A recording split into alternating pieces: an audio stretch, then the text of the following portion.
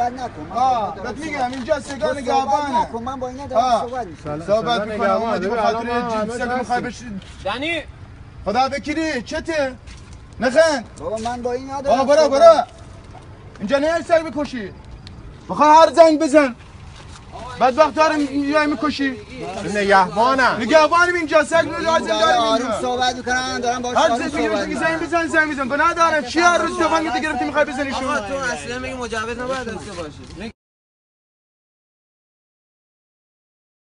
من کارش تو میگی تو سگت هم قلاده نداره میگی من نگهبانی هم من کارش ندارم شو کار دارم اگه یارو بگه بزنش من نمیزنم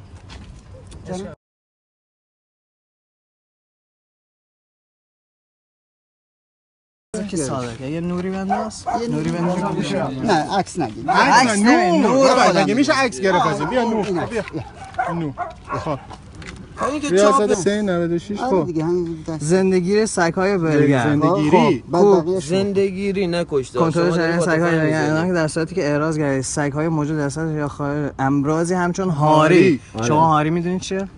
هاری علائمش میدونید چه جوریه؟ شما کاتالوگش رو خوندید شما چند تا